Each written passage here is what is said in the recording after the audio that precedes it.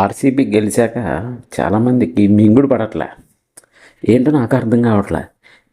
ఎందుకంటే మొన్నటి వరకు ఏమో కప్ లేదు, కప్ లేదు, కప్ లేదు అని అన్నారు. అంటే 18 ఇయర్స్ నుంచి పోరాడుతున్నారో ఏదో సెకండరీ.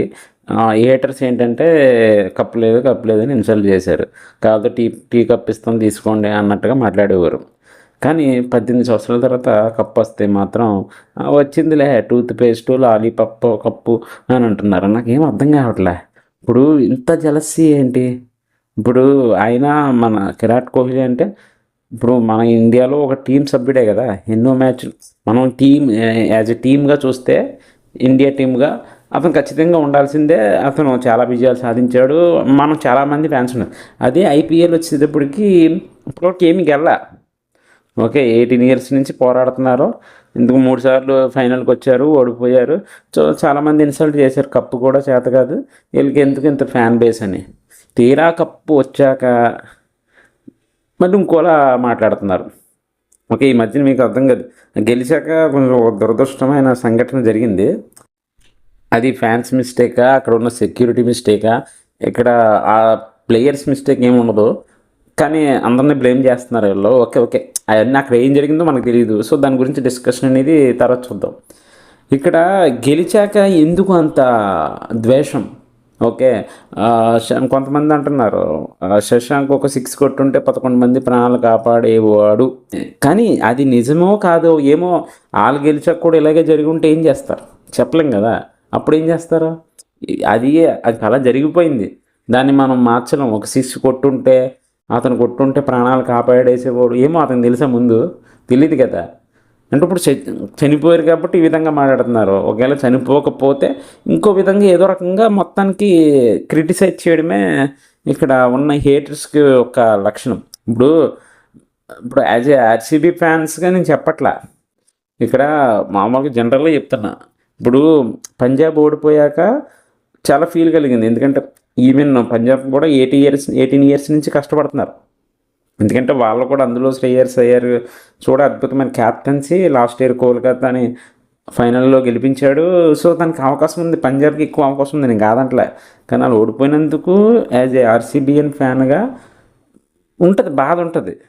ఓకే, వాళ్ళకి ఓడిపోయారనే బాధ ఉంది. మరి ఏం చేస్తాం, అదే టైంలో బెంగళూరు ఉండడం వల్ల మరి దాని మీద ఫోకస్ చేయాల్సి వచ్చింది. అది ఇన్ కేస్ పంజాబ్ ఇంకోటి ఏదైనా వచ్చి ఉంటే ఖచ్చితంగా పంజాబ్ మీదకే వెళ్తుంది ఫ్యాన్ బేస్ అనేది, అది కామన్. కానీ ఇక్కడ ఏంటంటే ఇక్కడ కొంతమంది పంజాబ్ గెలుచుంటే బాగున్ను, బెంగళూరు ఓడిపోతే 11 మంది బతికేవారు అని ఎలా చెప్తాం మనం? అది ముందు తెలియదు కదా. ముందుగా మీకు తెలిసి ఉంటే మరి చెప్పుంటే మరి ఏమైనా ప్లాన్ చేద్దరేమో వీళ్ళు ఓడిపోవడానికి. మీరు ఫోన్ చేసి సార్ మీరు గెలిస్తే 11 మంది చనిపోయేలా ఉన్నారు, మీరు గెలవకండి అని చెప్పండి.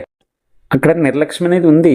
అక్కడ సెక్యూరిటీ నిర్లక్ష్యమో లేదా ఆ ప్రజల అభిమానుల యొక్క అత్యుత్సాహమో మొత్తానికి ఏదో జరిగింది.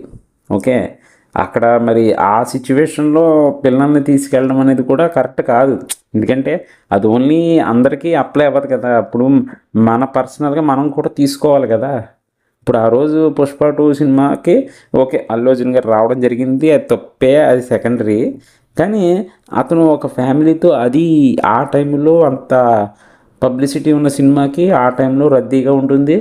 ఆ సినిమాలోకి తన్ని ఫ్యామిలీతో రావడం అనేది తన మిస్టేక్. అది ఎందుకంటే మనం పర్సనల్గా మనం చెక్ చేసుకోవాలి కదా.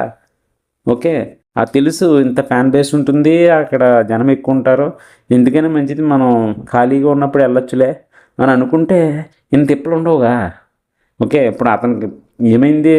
ఓకే, తన వైఫ్ చనిపోయి ఉండొచ్చు, కానీ అవన్నీ ఇంకా సెకండరీ, ఇవన్నీ మనం మాట్లాడుకోకూడదు. ఎందుకంటే కొన్ని దురదృష్ట సంఘటనలు జరుగుతాయి. సో అది జరిగినప్పుడు తెలుసుకోవాలి. ఇప్పుడు ఇది జరిగింది. ఓకే, ఫ్యాన్స్ అన్న వాళ్ళు జాగ్రత్తగా ఉండాలి. మన ప్రాణాలు మనకి ఇంపార్టెంటు. ఓకే ఓకే, అది నాకు తెలుసుకుంటే బెటర్ అని నేను అనుకుంటున్నాను అంతే. ఇప్పుడు ఆర్సీబీ టీము, కోహ్లీ కానీ వాళ్ళ టీం కానీ ఇంకెవరైనా అయ్యి ఉండొచ్చు. ఇప్పుడు వాళ్ళు అనుకోరు కదా, మన ఇలాగా విజయోత్సవం సభ పెట్టుకున్నప్పుడు ఇలా జరుగుతుందని అనుకుంటే వాళ్ళు చేయరు కదా. ఓకే, అలా అనుకోలేదు. అట్లీస్ట్ ఇప్పటి నుంచి అయినా ఇలాంటి సంఘటనలు జరుగుతున్నాయి కాబట్టి ఇక్కడికనే కాదు, చాలా చాలా చోట్ల జరిగినాయి. ఓకే, కొన్ని వాటిని ఇంకా ఎక్కువగా చేసి చూపిస్తారు జనం. ఓకే, అది జెలసీ వల్ల మరి దేని వల్ల తెలియదు. ఇంకెక్కడా జరగలేదంటే ఎక్కడ జరుగుతూనే ఉన్నాయి. ఈవెన్ టెంపుల్స్లోని ఇంకా ఎక్కడెక్కడో జరుగుతున్నాయి. ఇప్పుడు రోడ్ల మీద అతి వేగంతో వెళ్ళొద్దు అని చెప్తారు, బోర్డులు పెడతారు, ప్రికాషన్స్ ఇస్తూ ఉంటారు. అయినా సరే మనం వెళ్తాము, చేస్తున్నారు, జరుగుతున్నాయి అన్నీ. దీనికి వాళ్ళని వీళ్ళని అంటే ఎవరిని బ్లేమ్ చేయడానికి అవకాశం లేదు ఇక్కడ. ఎందుకంటే ఎవరి జాగ్రత్తలో వాళ్ళు ఉండాలి. ఇప్పుడు నువ్వు స్పీడ్గా వెళ్తే నీకు ప్రమాదం అని తెలిసినప్పుడు నువ్వు స్పీడ్గా వెళ్ళకు. నీ వల్ల నువ్వు ఒక్కడవే కాదు కదా, నువ్వు స్పీడ్గా వెళ్ళడం వల్ల అక్కడ ఒక అమాయకుడు కూడా అంటే అతను తన జాగ్రత్తగా రావడం వల్ల కూడా జాగ్రత్తగా వస్తాడు. కానీ ఏం చేస్తాం, ఇతను స్పీడ్గా వెళ్ళడం వల్ల ఇద్దరికీ ఎఫెక్ట్ అనేది జరుగుతుంది. సో దాన్ని బట్టి ఏంటంటే ప్రతి ఒక్కరు జాగ్రత్తగా ఉంటే ఎటువంటి ప్రమాదం జరగదు. ఎందుకంటే ఒకడు నిర్లక్ష్యంగా ఉన్నా అది ఇంకొకటికి ఎఫెక్ట్ అనేది జరుగుతుంది. అలాగే జరుగుతుంది. దీన్ని మనం విమర్శించుకుంటూ వెళ్తే పని అవ్వదు. మనం దాని ఏంటో తప్పేంటో తెలుసుకుని జాగ్రత్తగా ఉంటే మంచిది.